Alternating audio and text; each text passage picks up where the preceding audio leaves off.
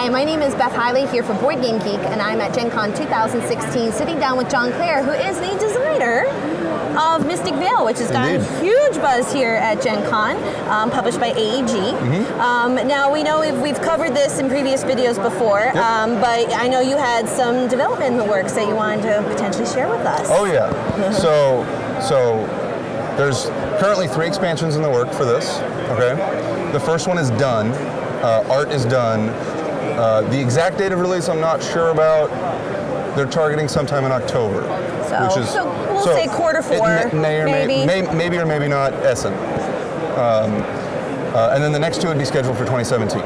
Right. Do you have names for those so people can kind of, or at least for the one that's projected to come out? So the one that's done is Vale of Magic. And the other ones, we haven't come up with names yet for. Right, so that way just people can see, I heard about that at Gen Con, there it is. Yeah, that's right. And if you guys were interested in checking this out, the videos for tutorial videos are on the entry from BGG for Mystic Vale. There's a one that AEG specifically did that is super in-depth review, and then there's been a bunch of really quality ones, tutorials by a bunch of people that are up there also. There are 2 things I want to make sure that we cover though, because there is one defining feature of this that is very unique, and just to whet people's appetite if they haven't heard of Mystic Vale before, that the mechanic that people are really excited about. What is this, the card crafting system? What is the card crafting system? Right. Yes. So the card crafting system, let me explain what it is first. Essentially, you've got cards inside sleeves, and the sleeve is the star of the show here. The card sleeve, you can't play this game without card sleeves. The cards in the game are majority transparent, and they each have an effect on them, right?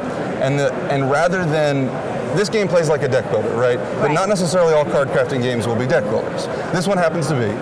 And essentially, instead of adding new cards to your deck or removing bad cards, you're going to be modifying the cards in your deck.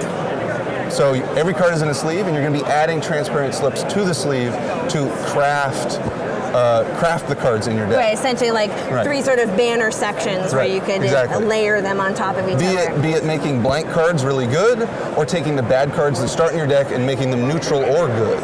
Right. Now, what is Vale of Magic likely going to add to the game? Now, for those who aren't familiar with Mystic Vale, is there any little details that you're allowed to share with us? So what Vale of Magic is going to do, it's going to be a smaller box expansion. If you're familiar with Smash Up, I think it's going to be, what I've heard from AEG is it's going to be in one of those smaller box, similar to the Smash Up size expansion boxes. What it's going to do is it's going to add a whole bunch of new card variety to the game. There's not going to be no new mechanic that's being introduced in that expansion. There's just going to be an influx of more card variety that you just shuffle straight into your cards, and you have more combos to work with. There will be, for those who have played the game, there's a slight emphasis in that deck on the Guardian symbols. For those who have played, I won't go into explaining what all that is for people who haven't played. But it's, you have to go find out on your own. I don't know if we have time for that. But so that's what you'd expect in Vale of Magic. In the future expansions, we are going to introduce some new mechanics. There will be, I don't know if I'm allowed to talk about it, but I'll give a quick one. The second expansion will introduce asymmetry. So players will start with slightly asymmetrical decks at the beginning of the game. So there's a slight preview. Now, I love it when we get the chance to talk to designers in person, straight from your brain to our camera. But in developing this, was there anything that you ended up being particularly proud of, or was a challenge that you were really satisfied to overcome? I mean, if there was one moment that stuck out from this development process, from an idea in your head to here's a game in real life. Well, for this game, that's a really easy question to answer. The card crafting system, right? I mean, so... just physically making that happen. So the idea came from, I was trying to think about what are components in games, and is there a way to use just common components, right? And is there a way to use one that's never been used, that's never been done in that way before? And a lot of people actually highlight the transparent cards, like, oh, this is a transparent card game. That's not where it started. So I was thinking about, okay, how to use cards, okay, is there a new way to use dice, right? And then when I landed on card sleeves, I was like, wait a second. To my knowledge, there's never been a game that can't be played without cards, or without card sleeves, right? There are always just ways to protect your cards. So that's where the idea began. I was like, okay, if there were a game that actually necessitated the use of card sleeves, what might that look like, right? And it wasn't until the 4th prototype that I was working on where I actually introduced transparent cards into it. And that's where it really clicked, right? Yeah. The idea of using card sleeves and you can put multiple transparent cards in, all of a sudden I'm like, wow, this has legs. So the germ of the idea was the mechanic first. Yes. And then I was like, wait a second. Second, theme last, perhaps? Yes. Yeah. In this case, theme last, yeah.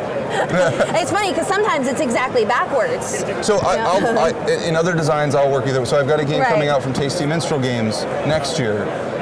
That's a post-apocalypse epic 4X Civ game. That one started with theme. I wanted to make an epic 4X game, and the mechanics came from there. So it really depends on what game I'm working on, which comes first. Right, it's interesting to hear sometimes how that comes to be. You say, same thing with movies and books. How did they ever begin to think of that? There you go. Yeah. Well, Jason, thank you so much for giving us a couple minutes. We really appreciate it. You bet. And sneak peek of Vale of Magic, which is going to be likely a Q4 release for Mystic Vale, which is produced by AEG. Thank you so much. Yeah, you bet. Thank you. No problem.